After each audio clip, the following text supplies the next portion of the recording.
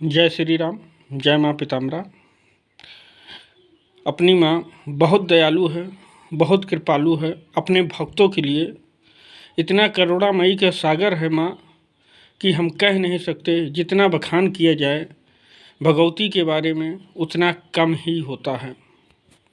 मैं आपको बारंबार इसलिए बताता हूँ कि आपको पूर्ण भरोसा हो जाए, पूरी जानकारी सही मिले। जो हमारे दर्शक लोग हैं उनको जो जानकारी मिलती है आधी अधूरी मिलती है, जो हम यूट्यूब के माध्यम से आप लोगों को पहुंचाते हैं, वो पूरी जानकारी सही विधि और सही विधान भी देते हैं। हमारी माँ बहुत दयालु हैं, बहुत कृपालु हैं, ये सबकी माँ हैं। जरा भाव से पुकार के तो देखो, एक बार भाव रख कर तो देखो। भाव रख दोगे सारे काम अपने आप बनते चले जाएंगे। आपके कहाँ से बनेंगे, कैसे बनेंगे, ये सब माँ पे छोड़ दो। माँ अपरंपार ऐसे गड़ी लगा देती है कि आपके काम सारे होते हुए चले जाते हैं। इस कलयुग में कोई भी देवी देवता इतनी जल्दी नहीं सुनता है जितनी जल्दी अपनी भगवती माँ पीताम्बरा सुन लेती हैं।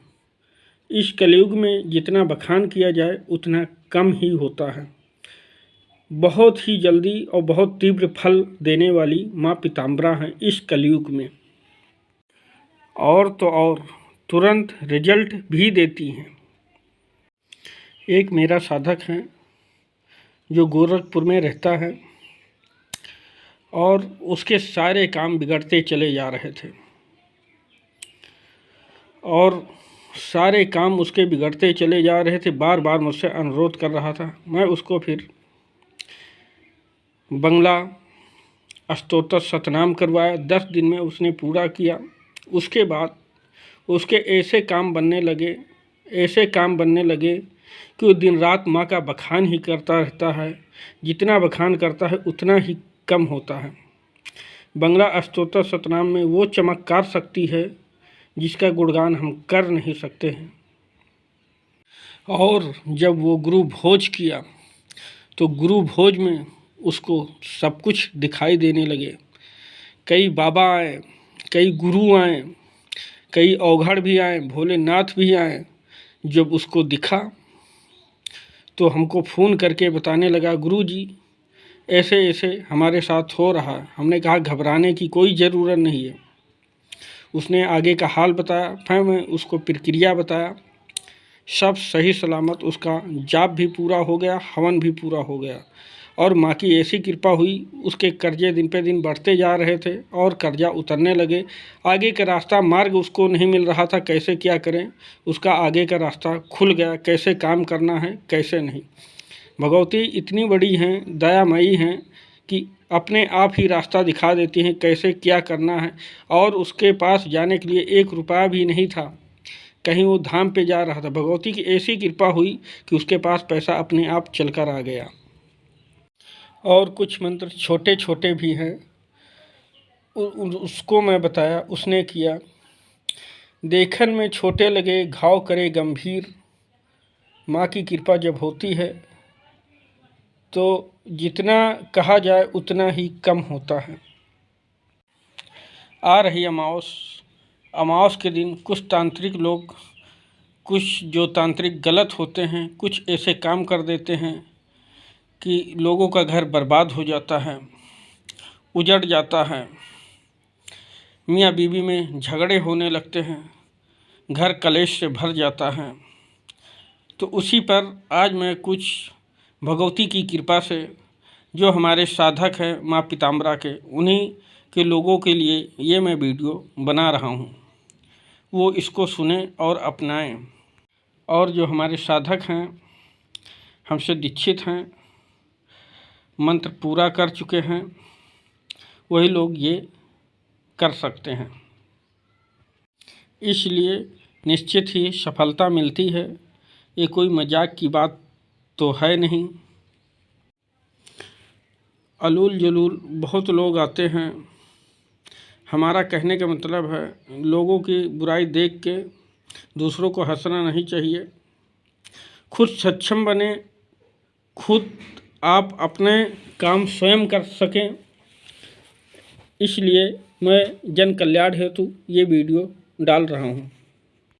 और अपने परेशानी का हल खुद करें, क्यों दूसरे के सहारे जी रहे हैं।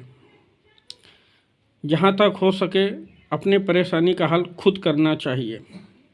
खुद सक्षम बनो। माता श्री सबकी हैं। जितने लोग पृथ्वी पर रहते हैं माता श्री सबकी हैं। ना सुने माता जी तो हमसे कहो, हम आपकी आवाज़ माता श्री तक पहुंचा देंगे। आज जो मैं बताने जा रहा हूँ इस तंत्र को दुरुपयोगी रोकने के लिए बहुत सक्षम है। इसमें करना ज़्यादा कुछ नहीं है। जितने बगला साधक हैं वो तो जानते ही हैं इसमें पहनावा क्या होता है। इसमें पीले कपड़े लगते हैं, पीला आसन लगता है। ये साधना शुक्ल पक्ष की दशमी को रात 10 बजे से शुरू की जाती है और ज़्यादा ज़रूरी है तो रविवार को रात 10 बजे उत्तर की तरफ मुँह करके बैठ जाइए। और उत्तर की तरफ मुँह करने के बाद रात 10 बजे एक सफ़ेद कागज़ लीजिए और हल्दी से माता श्री का बीज मंत्र लिख लीजिए, ह्रीम लिखकर सामने रखें। भोजपत्र मिले तो और बढ़िया है, उस पर ह्रीम लिख दीजिए। माता श्री का बीज मंत्र लिखने के बाद यंत्र के सामने आप रख दें और आपको पीले चावल थोड़े बना लेने हैं। पीले चावल बना के माँ के सामने वहीं यंत्र के सामने चावल रख देने हैं, पीले चावल, और उसके ऊपर एक गांठ हल्दी आपको रख देना है। हल्दी के गांठ के ऊपर फिर बीज मंत्र लिख दो सिंदूर से, ह्रीम।